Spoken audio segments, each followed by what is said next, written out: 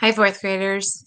So the spelling for this week is going to look like this. I'm just going to present to you a couple of different things to explain what we'll be doing. And in this week's sort, it is about digraph blends, and that is something a number of you know something about. And if you don't know the name for it, you know what it is anyway. So I'm going to go through a couple of examples that I have for the sort. So when we're talking about digraph blends, oops, pardon me, we're talking about two letters that come together to make an entirely new sound. And if they have a blend in this week's particular sort, it's the letter R, then they come together to make a kind of an interesting sound, and it sometimes can throw off spellers and cause them to misspell. So in this case, the digraph is TH because alone T says T and H says H, but together they say th, as in thumb, TH, thumb, th. Coupled with this consonant R, it says thr, thr.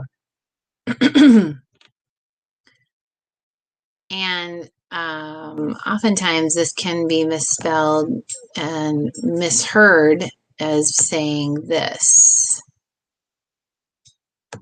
when in fact it's not saying thur, it's saying thr.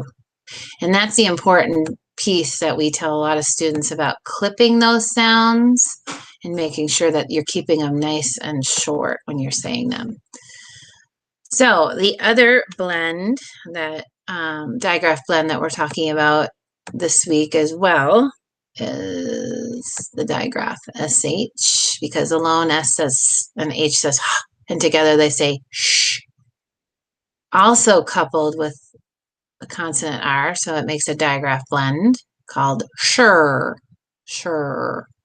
And again, that can be misheard and therefore misspelled as something like this, sure, when in fact it isn't. And so it's really important to keep that R clipped.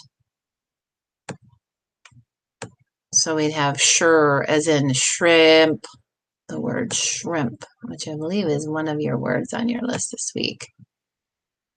Shrimp. Sure, shrimp.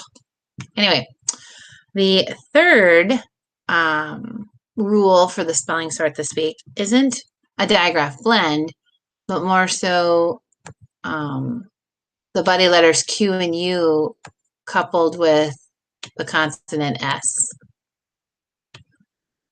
And that Q and U operate together as a consonant, right? U in this case is not thought of as a vowel. So if you take the word on your list that you'll see, which is squint,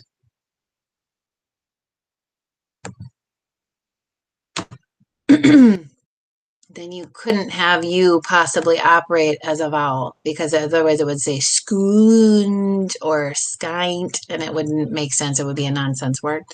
So Q and U together operate as consonants. So squaw, squint. Okay, so in your assignment this week, I'm going to be doing it a little bit differently. I'm going to ask that for your assignment / test, so it's going to be really both, you're going to write 10 of your spelling words in a creative story. You're going to use one of the following ways of presenting that story. So you'll see your list, it'll be sort 38. You'll see that on Schoology, but you will need to use one of these methods for sending back and submitting your story on the assignment tab in Schoology. So I will have created an assignment tab that you can just send this back through there. So one way you could do it is your own storyboard. That could involve a variety of things, paper, pencils, paints, whatever. And then you would film it or photograph it and send it on back. You could do your own video or iMovie. You could act it out, or you could just tell the story and then send it on back as a video. You're welcome to use the apps such as Book Creator that could tell stories using pictures and words and send it, or you could use Notability to simply just write it. You don't have to include pictures. You could do this orally. So there's a variety of ways here that you could send that in. But I do ask that you go into the spelling. So on Schoology, you'll click on the spelling assignment for sort 38, and you will be able to upload your assignment through here. So kind of want you to do a creative way of presenting 10 words. And the 10 words you choose are woven into a story together that you upload in this assignment. So it can be goofy, it can make sense, it doesn't have to, but it's kind of like a Mad Lib story. Think of it that way. All right, so with that, if you have any questions, as always, you can check in with us during spelling time on Wednesday from 10 to 10:30. And as always, email us anytime if you have questions. All right, thanks.